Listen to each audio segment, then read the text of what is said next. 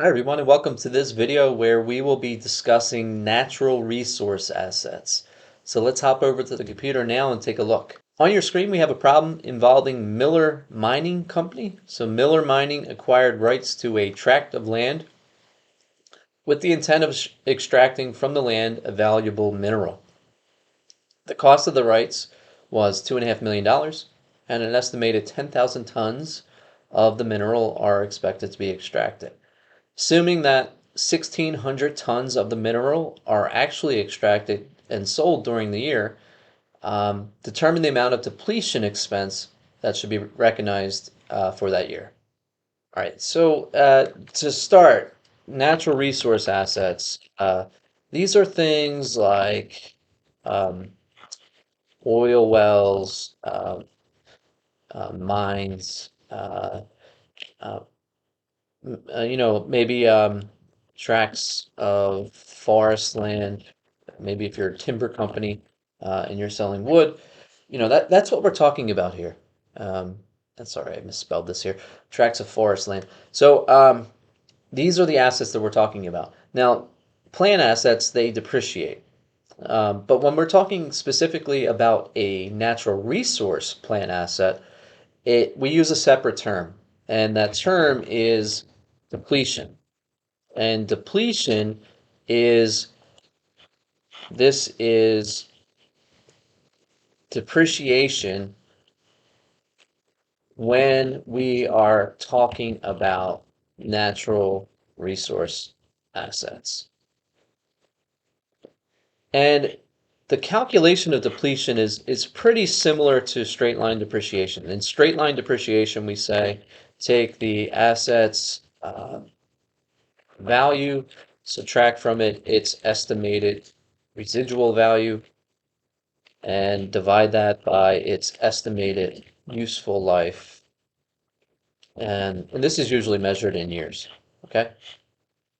Um, let's just call it years. Okay. Now, depletion is going to be equal to the asset's value minus its estimated residual value. And instead of dividing by estimated useful life in years, like we did for straight line depreciation, we're actually going to divide by the amount of the resource uh, that can be extracted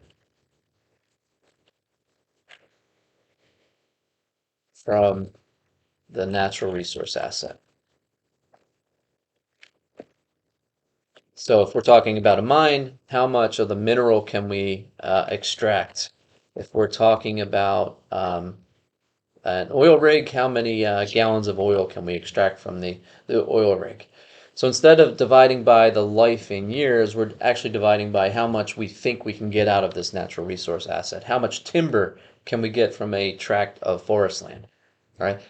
In this problem, the depletion in this problem is going to be equal to $2.5 million, and that has no residual value, or at least they don't tell us about one, so we can assume zero.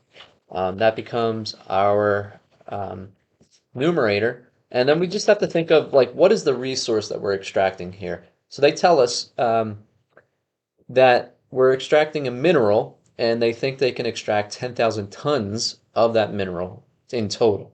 So we're going to say our depletion is equal to the value divided by the number of tons we estimate we can extract. And so our depletion rate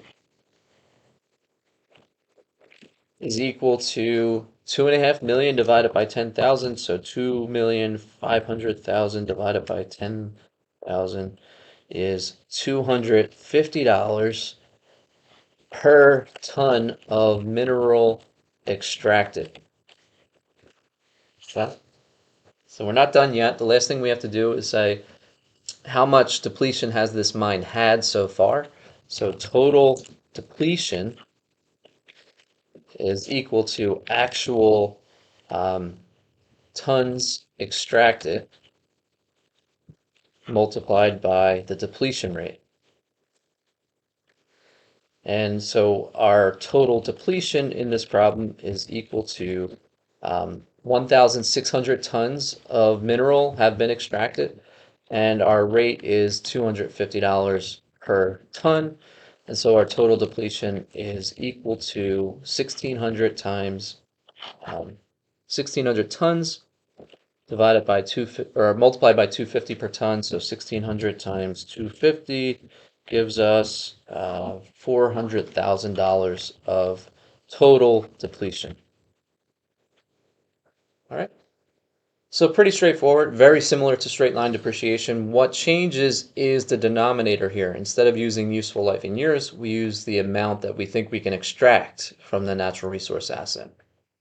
All right, well, that's it for this video. Thank you very much for watching, and I'll talk to you soon. Take care.